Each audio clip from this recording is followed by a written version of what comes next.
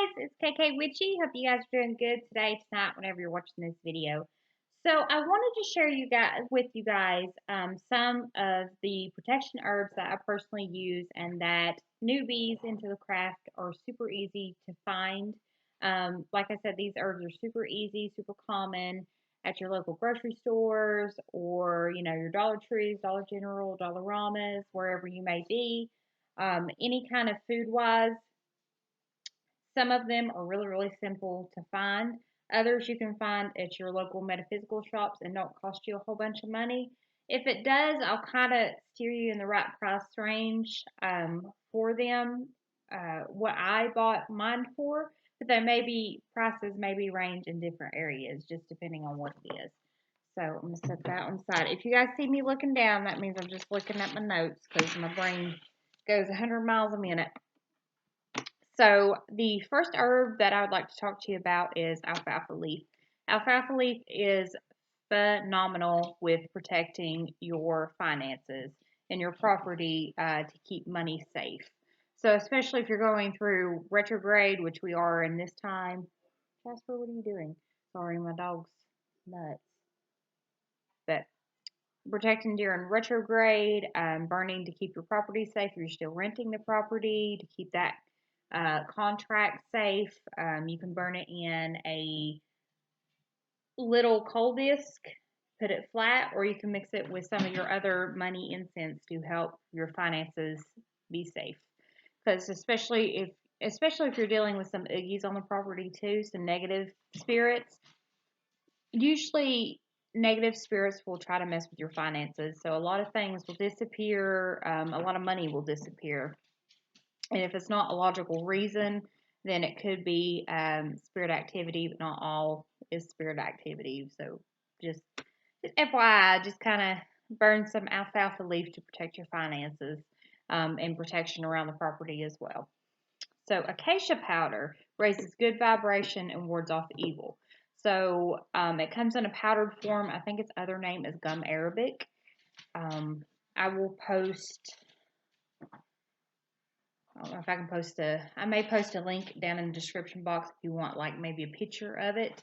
It comes in a powder form, but its other name is gum arabic, and it's a type of resin, but it's great for mixing in with loose money incenses as well to help your finances and raise good vibration. So it's also good for money as well. Let's see. Bay leaf is good for safe travel. Who was it? I believe it's Lady Grave Dancer that puts a bay leaf on her vehicles when she goes places. I'll post her channel down in the description. That way you guys can find her. She's super awesome. I love watching her. There is another witch that I think sends gifts with the bay leaf on the outside. I can't remember who it is. Maybe it's I can't remember who it is. But if you guys know who I'm talking about, please let me know because I cannot remember who it was that does that. But I remember somebody puts bay leaves on the outside of their boxes to promote safe travel for the package. So if you guys remember who that is, please post down in the comments. That way I can remember. But yeah, it's been a long week. So the next one is cinnamon is super common to find in your local grocery stores. You can place cinnamon sticks are very beneficial for a lot of things, and they're super easy to get a hold of. You can put them in on your window sills, in your pockets, in a sachet, in a witch's jar. You can put them almost anywhere. Definitely be careful though if you have pets, because you know how pets like to chew on stuff and run away with stuff, especially if if they're still in that puppy stage. So they love to grab things and run around and just act all crazy. So just kind of be cautious with your pets if you doing any type of that. Or you can also bury one in your garden to help keep the property safe as well. The next one is catnip. Catnip is super starting to be super common because where kitties love it, of course. I can normally find it in the cat food aisle. When I go get, you know, my kitty some food, I can normally find it in that aisle with the dog food, cat food, cat litter, treats, leashes, all that good stuff. So keep your eye open for catnip. But catnip attracts good spirits. So it also not only promotes protection, but also attracts good spirits toward you. So lavender is also good for good spirits and calming down high spiritual activity, or not high spiritual activity, high paranormal activity. So let's say you've got not really negative spirits or anything of that sort, but they just get really wild sometimes. You can burn lavender to kind of calm them down to keep the peace in your home, and also attracts good spirits as well to kind of keep everybody calm and protected, and everybody's anxiety won't be as high. So mugwort also is a great one.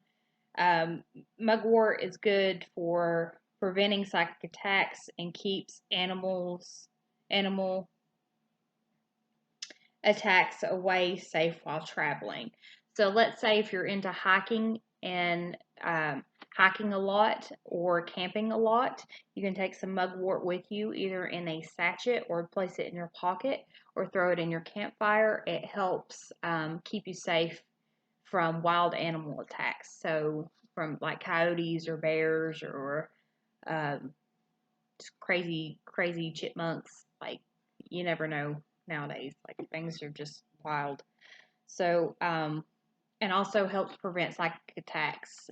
So, what is a psychic attack? So, a psychic attack can be anything from you're feeling fine one minute to the next, you're feeling dizzy, you're getting ready to faint, or anything of that sort. If you go into an area, I usually get this like nervous, this nervous feeling in my stomach. Your stomach is like that's where your intuition is. I do believe, correct me if I'm wrong, but I do believe that's where your uh, intuition is. So let's say you walk into an area and you just feel this heaviness, this blah, your head starts to hurt. Um, your heart's racing, your anxiety's getting up. That could be a form of psychic attack. Other things could be spirit maybe trying to communicate with you, but there's different ways, and it just depends on where you're at and what you're doing at that time that brings that on.